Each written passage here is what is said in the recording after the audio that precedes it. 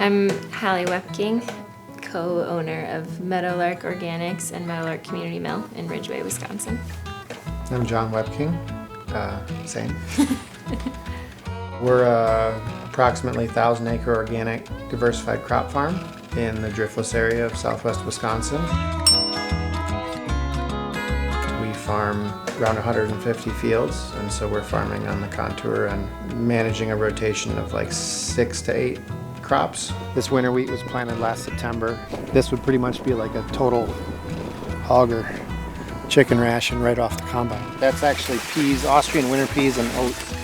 Then the clover will grow up underneath that and grow through the winter and hold soil in place, and then that'll get plowed down, and then that'll be a cornfield next year. And around half of those acres, we run the grain through a flour mill that we built on the farm 3 years ago. Yeah. And we also have a herd of grass-fed beef and geese, cats, chickens. A couple chickens, few chickens, yeah. 3 kids, you know. Hey, Tilly. Hey.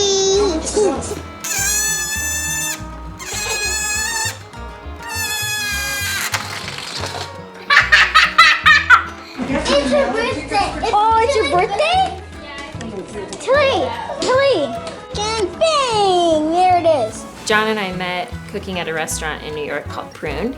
I went to culinary school. John just got a job at a fancy hot dog place in Brooklyn before we worked at Prune together. After we ran a restaurant for 18 months in Lancaster, and we're kind of working for free and raising vegetables for a restaurant on my family's farm. And then Halee found, 7 months pregnant, found an ad on Craigslist for a job here on Paul Bickford's farm, and we closed the restaurant and had a baby, and I started working here, and with Paul's help we built this house so that we live here on this back 40 now.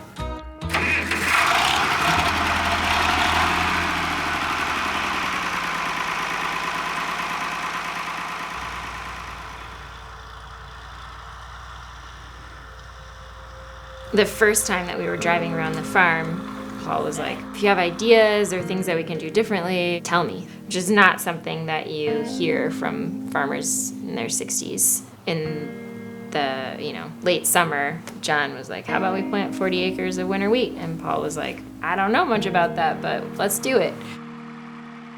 It's all a credit to Paul's adaptability and flexibility and willing to change his farm to adapt to what we wanted to do. Paul passed away almost two years ago. It was a sudden farm accident, one just sort of earth-altering. After the first year of him being gone, having done everything once without him, and then realizing that we had to keep doing that year after year, it was almost harder than the initial shock of oh my God, we just have to dig our heels in, and it's still hard. Where we are now is not what we had imagined in many ways. Now it's John and I as the sole owners, which is way sooner than we had planned. In a lot of ways, Paul's legacy is very much tied to that adaptability. There's a lot of dairy farms that have gone away in recent decades. You grow up doing what your grandparents and parents did, and when the economics got upside down, a lot of dairy farms just said, okay, well then that means we sell the farm, or we sell the equipment, or sell the cows. Because there wasn't that idea of what if we do something totally different?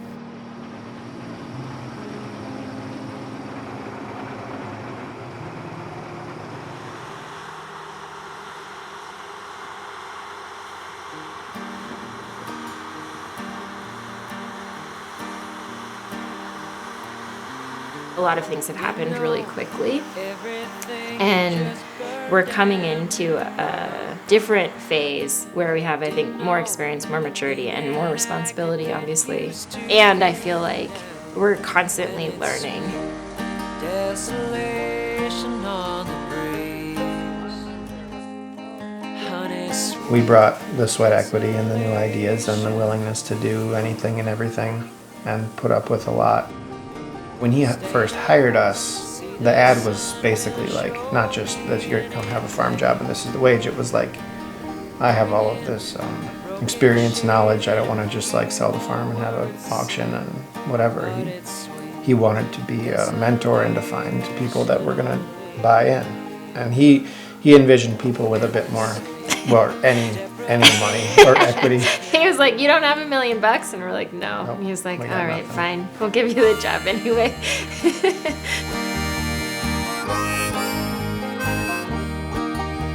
Having already been through so many different changes, he realized that what you're doing now might not be what you need to do tomorrow. And his commitment to continuing to farm, and especially once he transitioned to organic, committed to farming organically, he has, I feel like, really imparted that on us.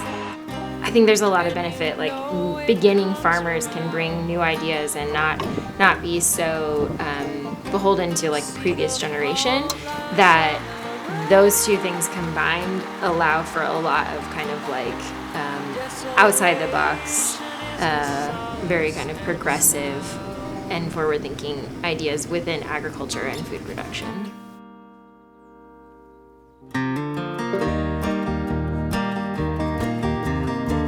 Wonder where you are tonight. Do you think about me now?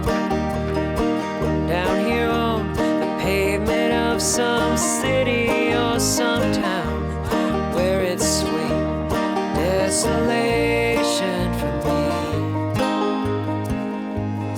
Honey, sweet desolation.